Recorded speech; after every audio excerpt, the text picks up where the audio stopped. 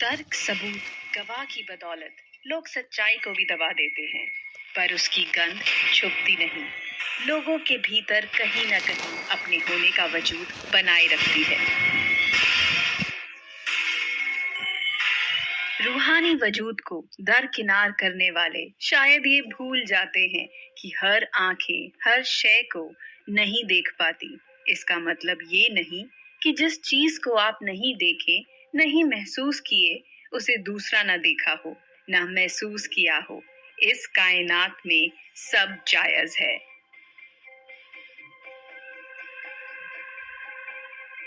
वो आसाम प्रांत का भैरवी गांव था, जहां सदियों से लोगों के भीतर एक विश्वास चला आ रहा था कि अपने घर के दरवाजे पे अपने किसी जानवर को बलि देकर उसके झंगे को अमावस के दिन लटका दिया जाए तो जलखारी डायन उनके घर के किसी सदस्य को अपना शिकार नहीं बनाएगी।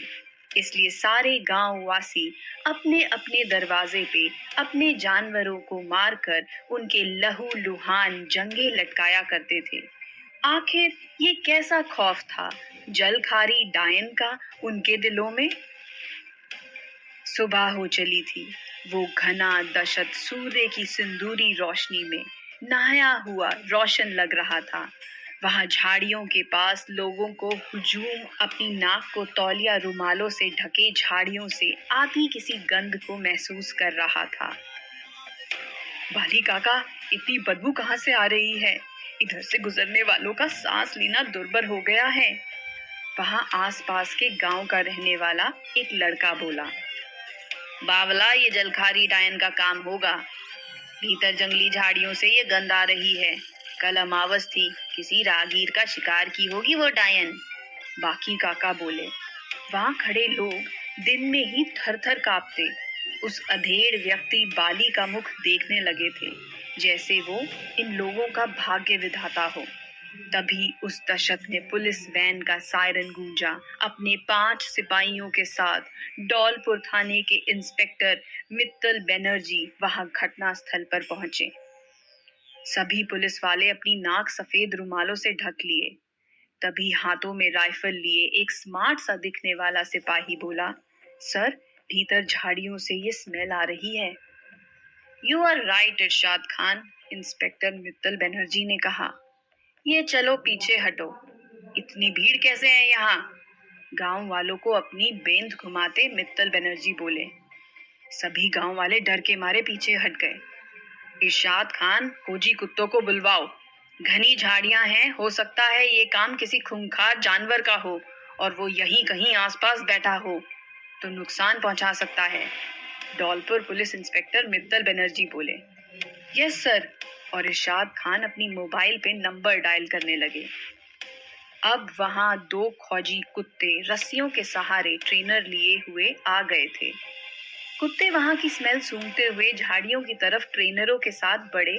साथ में पुलिस महकमा भी आगे बढ़ चला।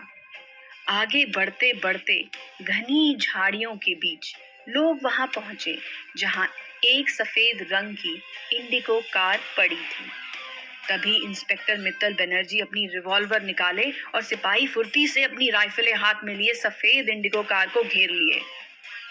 अब सामने जो अजीब दृश्य था, किसी को हिला देने के लिए काफी था। कार के भीतर एक शादीशुदा नए जोड़े की शत विशत लाशें पड़ी थी, जैसे कोई स्पेशलिस्ट सर्जन डॉक्टर उन्हें मार कर उनके शरीर से उनका कोई अहम पार्ट निकाल कर उन्हें छोड़ दिया हो।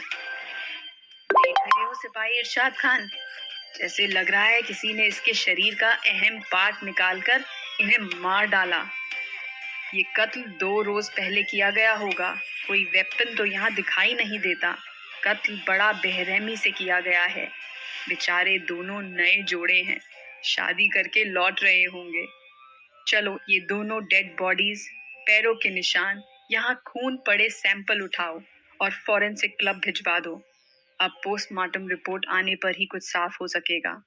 इंस्पेक्टर मित्तल बनर्जी बोले। यस सर, सिपाही इरशाद खान ने कहा। और दोनों बॉडीज, पैरों के निशान, खून, सैंपल पुलिस महकमा उठाया और वहां उस दशत से निकल पड़ा।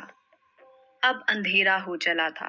उस दशत के पास बसे भैरवी गांव के लोग घटना स्थल से घर लौट आए थे, मगर अनजाने खौफ के साए में सभी लेटे हुए थे। आंखों में नींद नहीं थी उनके।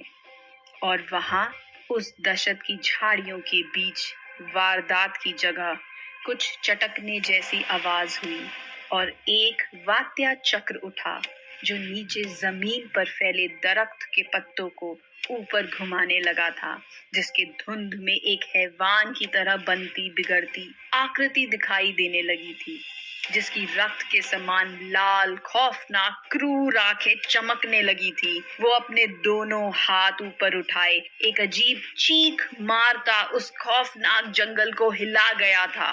आखिर कौन था वो? साया सा कुछ और उसी वारदात की जगह ऐसा क्यों हो रहा था?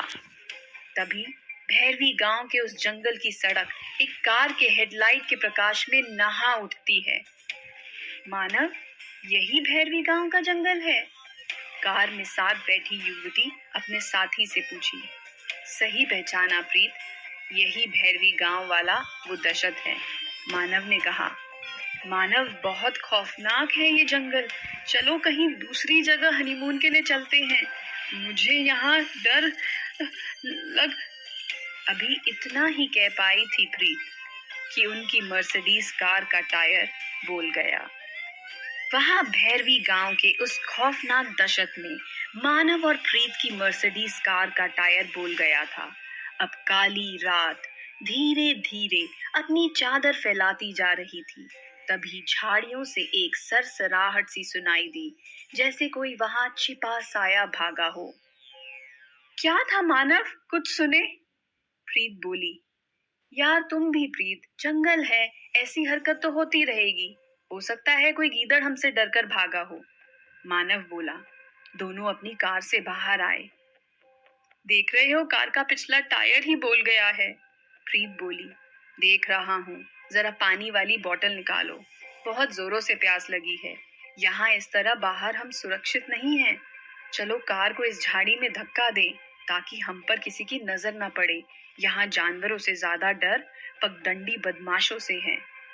दोनों मिलकर अपनी कार को धक्का देते उसी झाड़ी में ले गए जहां उन दो शादीशुदा नए जोड़ों का कत्ल हुआ था।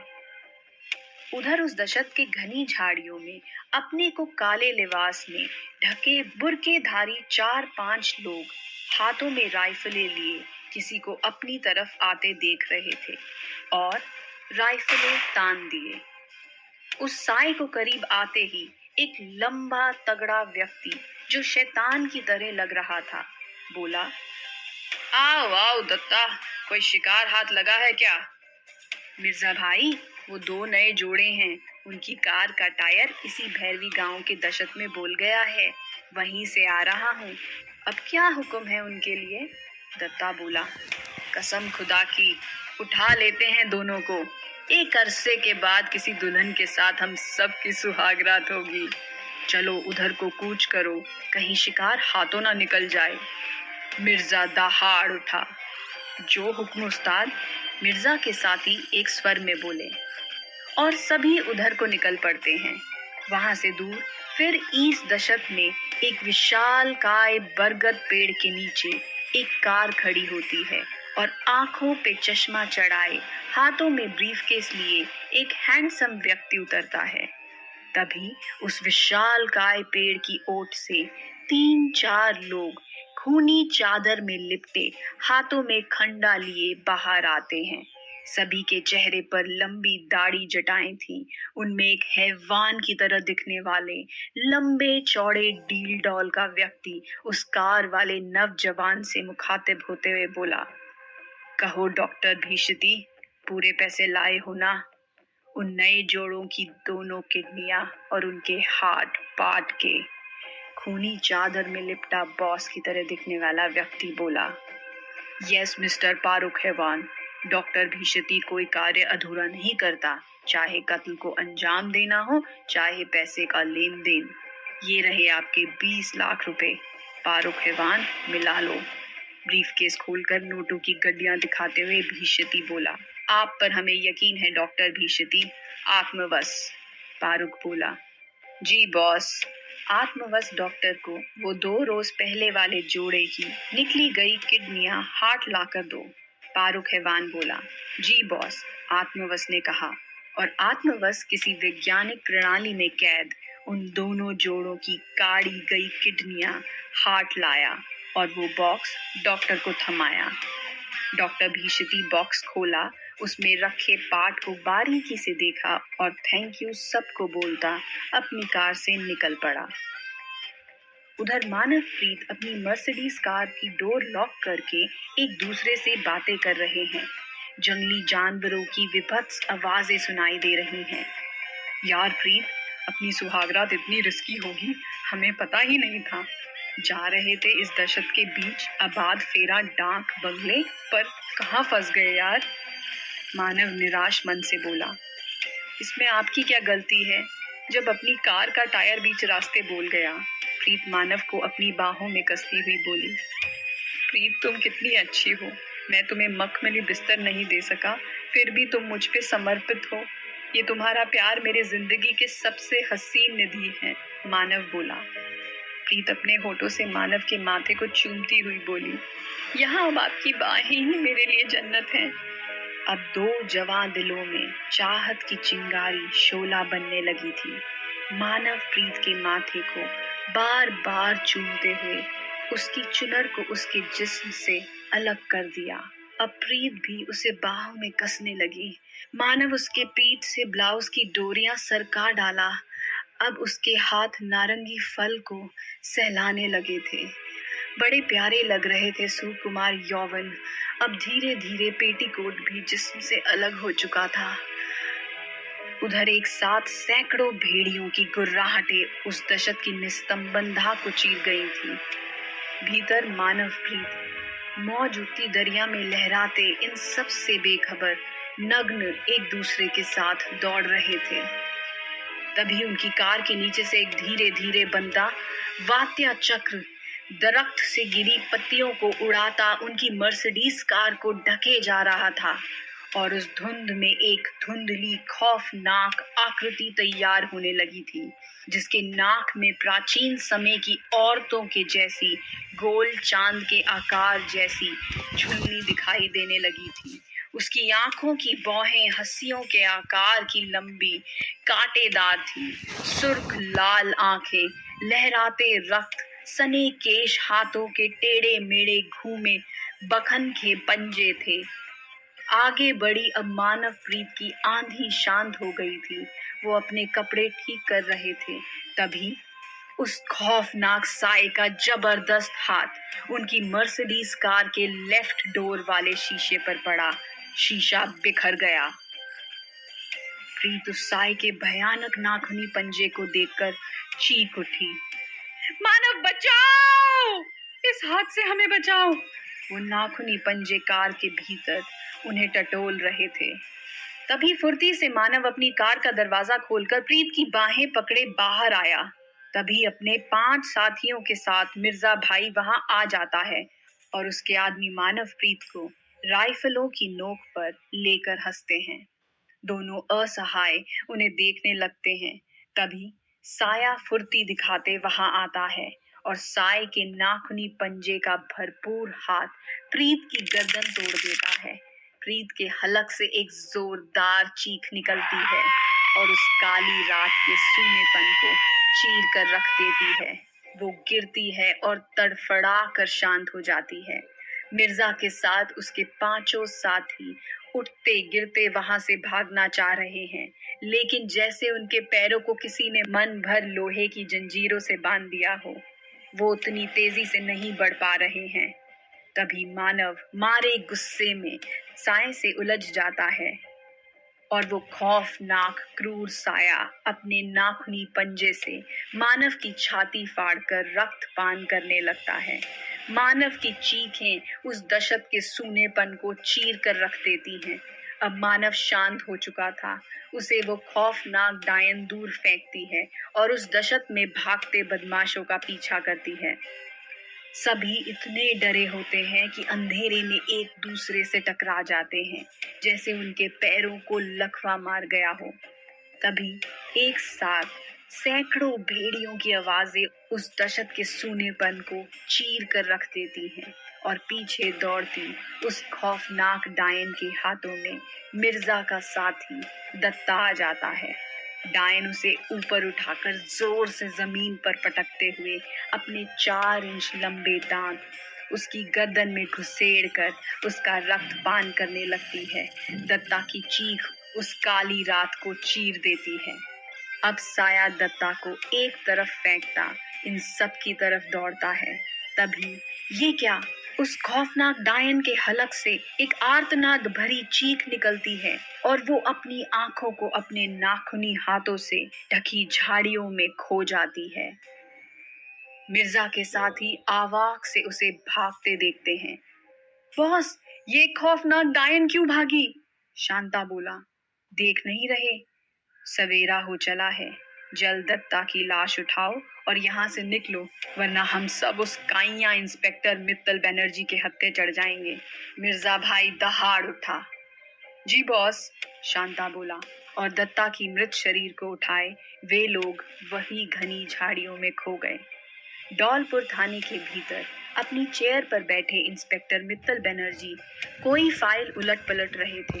उनके माथे पर एक तनाव का भाव साफ दिख रहा था। इरशाद खान, उन नए जोड़ों की पोस्टमार्टम रिपोर्ट आई कि नहीं? इंस्पेक्टर मित्तल बनर्जी बोले। सर, आज शाम तक आ जाएगी, सिपाही इरशाद खान बोले। तभी पुलिस स्टेशन में रखा टेलीफोन घनघना उठा। Inspector Mittal Banerjee phone receive किए। सर, यहाँ फिर 2 लोगों का कत्ल हुआ है। लोकेशन बताओ, कहाँ से बोल रहे हो तुम? इंस्पेक्टर मित्तल बनर्जी बोले। मैं भैरवी गांव का बावला हूँ। जंगल गया हुआ था, देखा उसी जगह फिर 2 लोगों का कत्ल हुआ है, जहाँ 2 रोज पहले 2 लोगों का कत्ल हुआ था।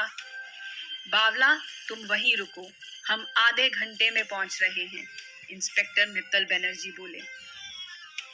उधर सिंदूरी शाम में नहाया राजधानी दिसपुर का अप्सरा बियर बार बड़ा सुहाना प्रतीत हो रहा था। तभी वो 6 फ्रेंड लव, नीतू, दानिश, शिखा, अली और सदफ अपनी सफेद रंग की सेंट्रो कार से वहां उतरते हैं। चलो अप्सरा में पहले कुछ एंजॉय करते हैं, फिर भैरवी गांव के जंगल से होते फेरा डाक बंगला घूमने चलेंगे, लव बोला। अगला भाग जल्द आपके सामने प्रस्तुत होगा।